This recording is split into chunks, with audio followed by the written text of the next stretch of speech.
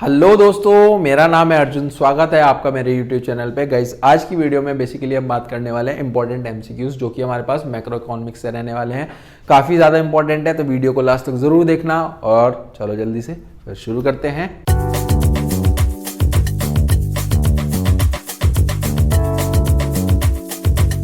देखो जी, सबसे पहला हमारे पास क्या लिखा है, which of the following is not a flow. Flow होता है हमारे पास over a period of time होता है, कौन सा फ्लो नहीं है।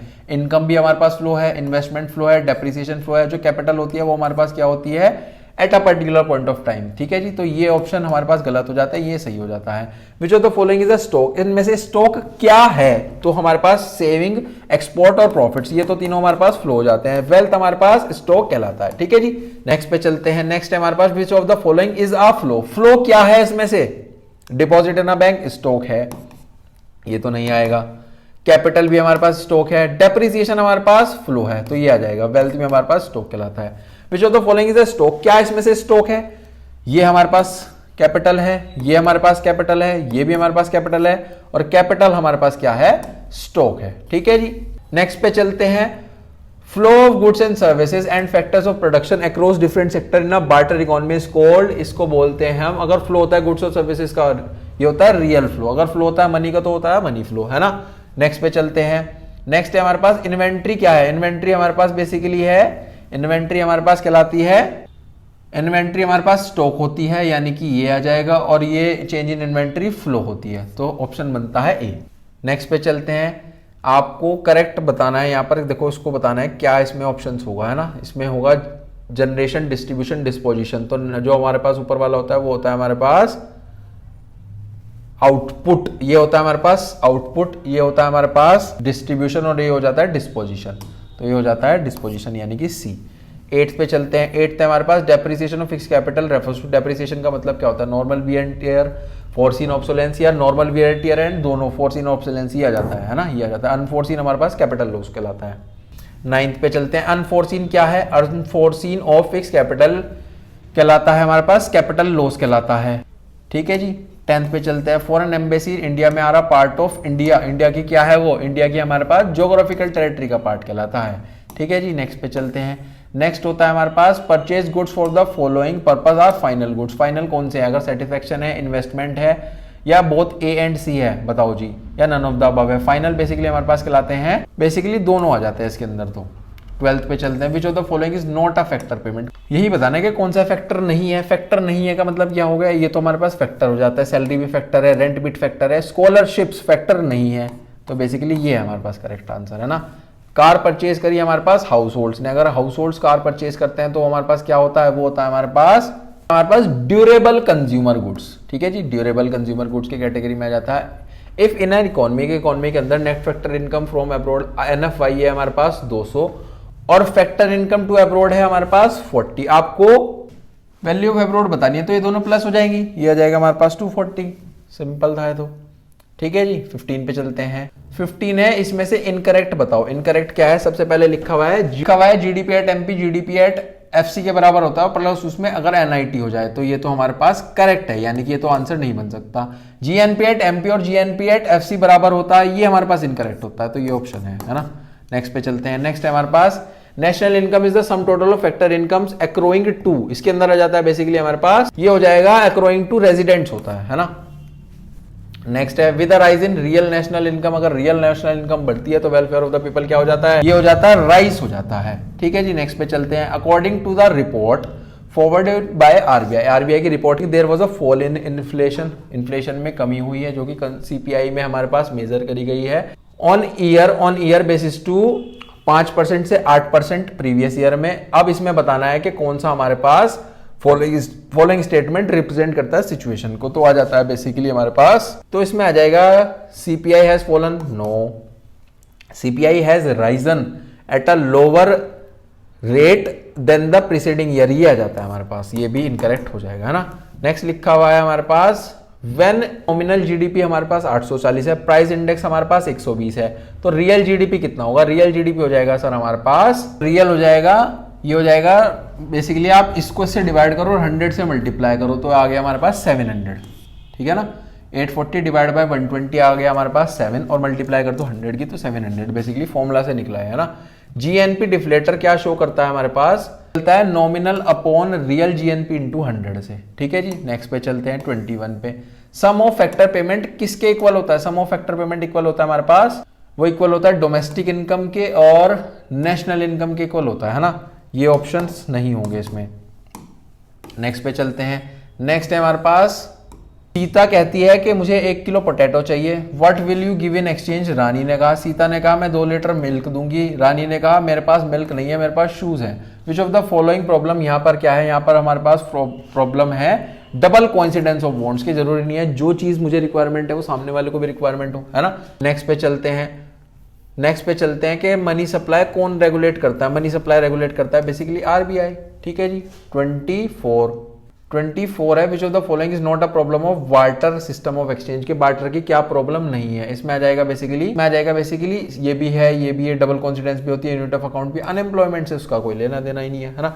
नेक्स्ट पे चलते हैं। मनी सप्लाई में क्या आ जाता है, मनी सप्लाई में आ जाता है बेसिकली, मनी सप्लाई में आ जाता है all deposits in bank, only demand deposits in bank, demand deposit आ जाता है मनी सप्लाई में। तो नेक्स्ट है हमारे पास, आपको ये वाला करना है ना, 26 में ये वाला करना है कि total stock of money in circulation among the public at a particular point of time is called money supply. ठीक है जी, नेक्स्ट पे चलते हैं। 27 कौन सोर्स है, दोनों ही हमारे पास सोर्स है, सेंट्रल भी और कॉमर्शियल भी। 28 पे की बात करते हैं। Supply of money refers to, money supply में क्या आ जाता है, मनी सप्लाई में आ जाता है बेसिकली हमारे पास currency held by the public, currency held by the RBI, currency held by the public and demand deposit, ये आ जाता है कमर्शियल बैंक्स के पास। सी हो जाएगा। 29 पे चलते हैं। 29 का मतलब क्या, विच of the following is not a function of money. Money का फंक्शन क्या नहीं है, medium of exchange, price stability, medium of exchange, price stability, ये नहीं आएगा हमारे पास, यूनिट ऑफ अकाउंट होगा इसका आंसर, है ना। 30 पे चलते हैं। Is an institution that accept deposit for lending purpose, ऐसा कौन सा इंस्टीट्यूशन है जो डिपॉजिट एक्सेप्ट करता है, कमर्शियल बैंक्स होते हैं। नेक्स्ट पे चलते हैं। नेक्स्ट है हमारे पास SLR। क्या होता है SLR, वो होता है कि आपको अगर आप अपने ही कमर्शियल बैंक में कुछ रिजर्व बना करके रख रहे हो, है ना, तो पहले तो लिखा है total deposit of the commercial bank, जो कि हमारे पास आरबीआई के पास रखेगा, नो। दूसरा लिखा हुआ है कि जो डिपॉजिट्स लिक्विड एसेट्स के फॉर्म में रखेगा आरबीआई के पास, नो। नेट डिमांड और time liabilities to be kept in the form of cash, RBI के पास रख रहा है, ये भी नहीं है। तो ये ऑप्शन हो जाएगा कि अपने पास ही रख रहा है ना, डू केप देमसेल्फ। अगला है which of the following is not a function of RBI. RBI का क्या इसमें से फंक्शन नहीं है कि करेंसी इशू करता है, बैंकर है पब्लिक के लिए, बैंकर है पब्लिक के लिए ये नहीं आएगा, बैंकर टू द गवर्नमेंट और कंट्रोलर ऑफ मनी सप्लाई है ना। नेक्स्ट पे चलते हैं।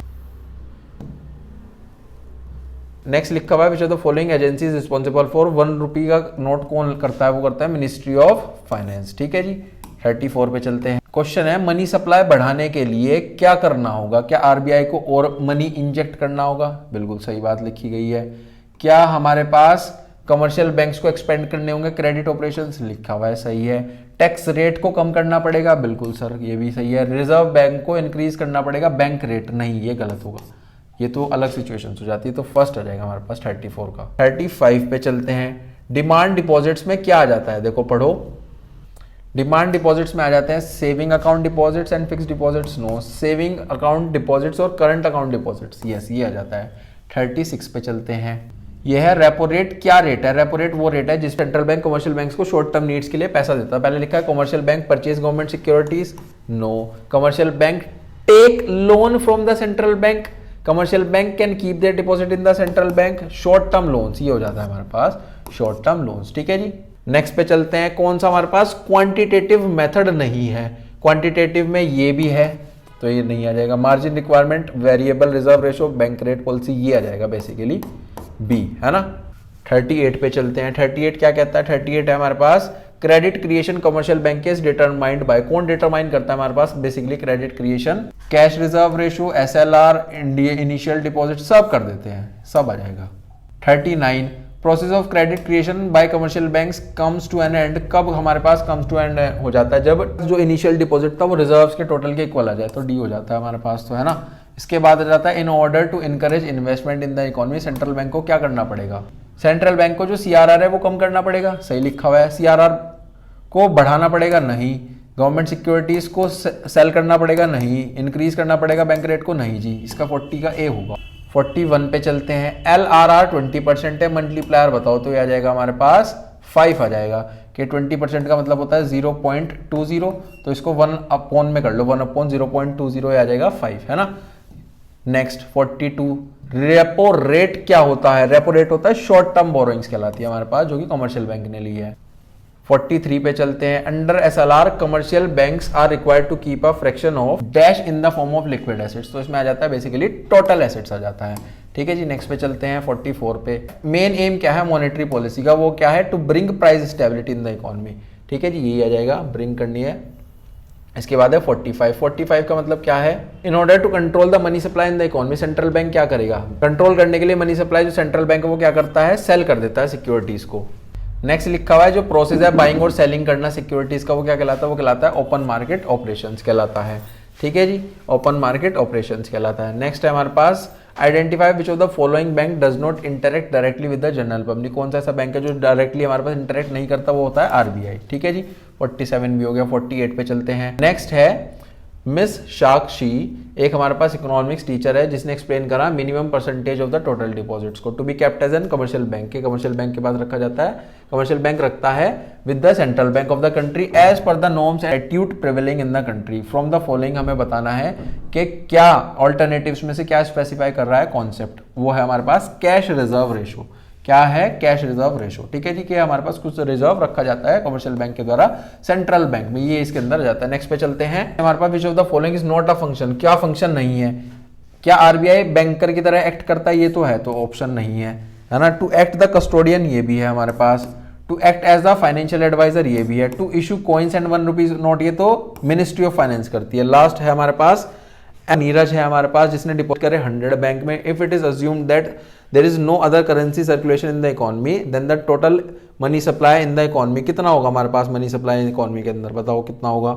एक हाइपोथेटिकल इकोनॉमी है जिसमें 100 रुपीज हमारे पास बैंक में डिपॉजिट हुए हैं, और उसके बाद लिखा है कि हमने अज्यूम करा है कि कोई भी अदर करेंसी नहीं है सर्कुलेशन में इकोनॉमी के अंदर, तो इस केस में जो टोटल मनी सप्लाई होगी वो होगी हमारे पास वो 100 ही होगी। क्यों होगी 100? क्योंकि हमारे पास और कोई भी हमारे पास बेसिकली करेंसी नहीं है। तो यही थे बेसिकली हमारे पास मैक्रो इकोनॉमिक्स में नेशनल इनकम और मनी बैंकिंग से कुछ इंपॉर्टेंट एमसीक्यू। आई होप आपको बहुत अच्छे से समझ में आया होगा। वीडियो अच्छी लगी हो तो लाइक शेयर कमेंट करना ना भूलें, चैनल को सब्सक्राइब करें। मिलते हैं नेक्स्ट वीडियो में, टिल देन थैंक यू।